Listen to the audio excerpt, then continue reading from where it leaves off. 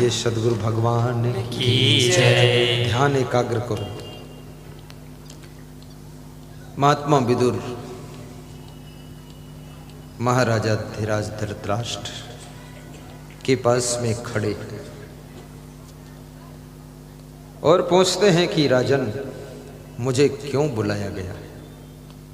मेरे लायक क्या सेवा है? विदुर, तुम विद्वान हो, तुम्हारे शब्दों से मुझको शांति मिलती है और तुम्हारी बातों से मुझको शांति मिलती है। मैं बहुत दुखी आत्मा हूं, मैं चिंतित आत्मा हूं, मुझे कुछ ज्ञान दो ताकि मुझे शीतलता प्राप्त हो। मैं अंदर अंदर जल रहा हूं। याद रखना, तादाद से ज्यादा गलतियां करने वाले लोग अंदर अंदर जलते रहते हैं। सीमा से ज्यादा मर्यादा का उल्लंघन करने वाले लोग अंदर अंदर दुखी ज्यादा रहते हैं। यह अंदर का मामला है। तुम किसी के साथ में गलत कर सकते हो, वो कमजोर है, सह लेगा, रो लेगा, दुखी हो लेगा, लेकिन दुर्बल को न सताइए जाके मोटी हाय। मरी खाल की श्वास सो लौह भस्म हो जाए, लौह भस्म हो जाए। जिस समय भोपाल में कबीर महोत्सव मनाया जा रहा था, राष्ट्रपति श्री रामनाथ कोविंद जी ने ये दोहा कबीर का कहा था और उन्होंने कहा था, शिवराज जी पहले गुरु जी को 10 मिनट प्रवचन करवाइए, उसके बाद हम बोलेंगे। वास्तव में आज तो दुर्बल है, किसी को पता नहीं कल वो सबल हो सकता है, प्रबल हो सकता है। आज जो सबल है आने वाले दिनों में दुर्बल भी हो सकता है। इसलिए किसी को दुर्बल समझ करके सताइए मत, बल्कि उसको मदद कीजिए, वो भी थोड़ा सबल हो जाए। जो सीढ़ी नहीं चढ़ सकते हैं उनको थोड़ा सहारा दीजिए, धक्का देकर गिराइए मत। और जो सीढ़ी कूद कर चढ़ सकते हैं उन लोगों को धन्यवाद दीजिए कि मेरे को भी जरा सहारा देकर ऊपर ले लीजिए। सहारा देने वालों के लिए संसार स्वर्ग है। तो विदुर जी क्या कहते हैं? संतापाद भ्रष्यते रूपम, संताप करने से सुंदर रूप नष्ट हो जाता है। टेंशन करने से फिर चाहे जितना क्रीम पाउडर लगाओ, कोई मतलब नहीं। टेंशन से सुंदरता नष्ट होती है। इसलिए मैं निवेदन करूंगा, और टेंशन की पहचान है आपको गहरी नींद नहीं आई। टेंशन की पहचान है खाना खाने के बाद शाम को अगर पूछा जाए आज दोपहर में क्या खाया था तो याद नहीं रहेगा। अगर वो याद नहीं है, टेंशन की पहचान है कि आप जब बटन लगाते हो अपने कुर्ता बुसरट के तो ऊपर नीचे उल्टा लगा दोगे। टेंशन की पहचान है कि जब तुम बिस्तर पर सोते हो बहुत देर तक तुम करवट लेते रहते हो, नींद नहीं आती। टेंशन की पहचान है तुम हंसते नहीं हो, मुस्कराते नहीं हो, खुश नहीं रहते हो। टेंशन की पहचान है कि बिना कारण ही तुम अब गुस्सा करते हो, जिन पर जरूरत नहीं उन पर भी नाराज हो जाते हो। टेंशन की पहचान है अब तुम गलत डिसीजन भी लेते हो। टेंशन की पहचान है कि तुम्हारी स्मरण शक्ति भी अब कमजोर हो रही है। स्मरण शक्ति कमजोर होने लग जाए तो समझ लेना टेंशन बढ़ने लगी है। यदि मेमोरी घट रही है तो इसका अर्थ है टेंशन बढ़ रही है। हमारे गुरु की गुरु विशाल देव 90 साल की उम्र में हाईएस्ट मेमोरी थी उनकी, 90 साल की उम्र में, लेकिन टेंशन नहीं थी। मैं निवेदन करूंगा, टेंशन से शरीर की हानि है, सुंदरता की हानि है। आप हमेशा सुंदर दिखाई दो, हमेशा स्वस्थ रहो, इसके लिए टेंशन मुक्त रहो। और टेंशन मुक्त होने के लिए आपको क्या करना पड़ेगा?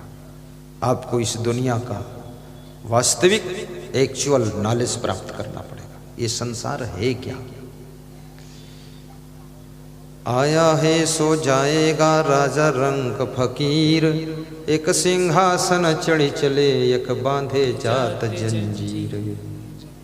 ये शरीर क्या है, आत्मा क्या है, परमात्मा क्या है, मन क्या है, बुद्धि क्या है, संस्कार क्या है, संसार क्या है, ये जब तक ज्ञान आपको नहीं होगा तब तक तुम टेंशन से मुक्त नहीं हो सकते हो। एक सेठ सोया था, आज टेंशन की कथा सुना दो। लास्ट दिन गुना वालों को टेंशन मुक्त कर देता हूं, बस छुट्टी। एक सेठ सोया था, बड़ी गहरी नींद सोता था। रात में कोई काले कपड़े पहनकर आया और सेठ के खाट में डंडा मारा। उठ सेठ, घोड़ा बेचकर सोता है। सेठ उठकर बैठा, बोला तुम कौन हो? तो उस काली छाया ने कहा तुम पूछने वाले कौन हो? तो सेठ थोड़ा डरा कि कोई अद्भुत हमारे सामने काले रंग का व्यक्ति खड़ा, काले कपड़े पहना। तो उस काले रंग के कपड़े पहनकर जो आया था उसने कहा मैं ये पूछना चाहता हूं तेरे पास में कितना धन है, ये बता दे। तो सेठ लंबा होकर बैठा, बोला मेरे पास इतना धन है कि मुझे पता नहीं है। बोले राइट बता दे, कल फिर रात में मैं आऊंगा, मिलूंगा।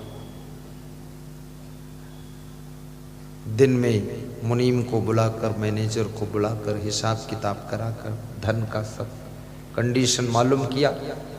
रात में फिर सोया, लेकिन आज संदेह था वो काली छाया आएगी, खाट में डंडा मारेगी। फिर काली छाया आई, खाट में डंडा मारा। सेठ उठकर बैठा, हाथ जोड़ा, माफ करना, मेरे पास इतना धन है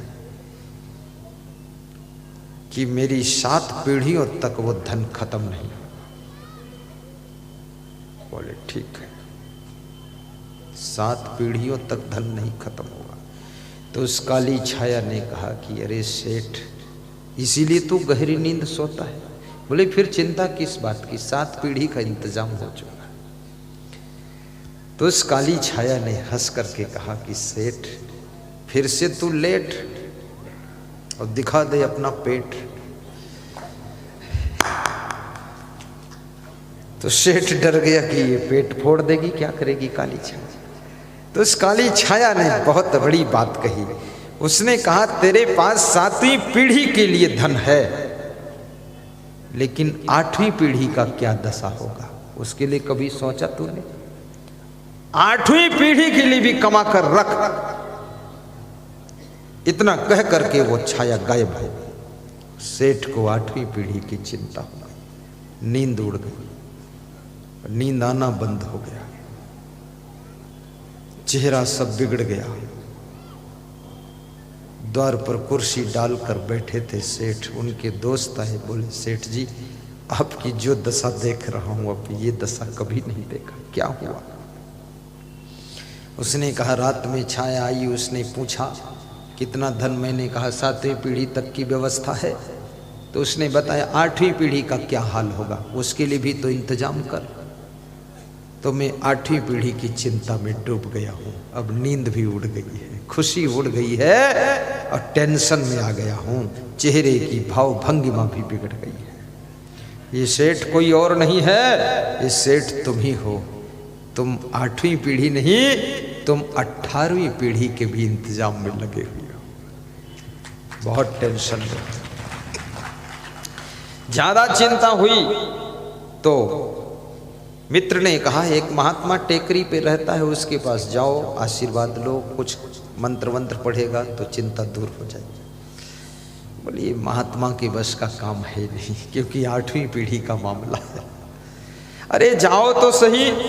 तो महात्मा के पास हो गया, महात्मा को बताया ऐसी ऐसी बात। तो महात्मा हंसा और बोला कि एक काम करो, तुम्हारे सामने एक गरीब आदमी रहता है, उस गरीब आदमी को 5 किलो आटा, 5 किलो दाल, 5 किलो सब्जी, 5 किलो चावल और मिर्च मसाला उसको दान कर दो जाकर, ये सब टेंशन खत्म हो जाए। बोले महाराज इतना दान करूंगा तो इतना तो और कम हो जाएगा हमारे टोटल में। आप क्या सिखा रहे हो बाबा जी, आखिर तुम साधु संत ठहरे, आपको कहाँ नॉलेज इतना। महात्मा ने कहा मैं जो कहता हूँ वही करो। तुम लौट कर आया, 5 किलो दाल, 5 किलो आटा, 5 किलो चावल, 5 किलो सब्जी, मिर्च मसाला लेकर पड़ोसी के घर पहुंचा। द्वार पर पड़ोसी मिला, क्या है सेठ जी, कैसे आना हुआ? धन्यवाद, नमस्कार, प्रणाम आपको, पहली बार आप मेरे द्वार आए, सौभाग्य मेरा है। याद रखना, कोई धनवान व्यक्ति, महान व्यक्ति, बुद्धिमान व्यक्ति, पद प्रतिष्ठा पर आसीन व्यक्ति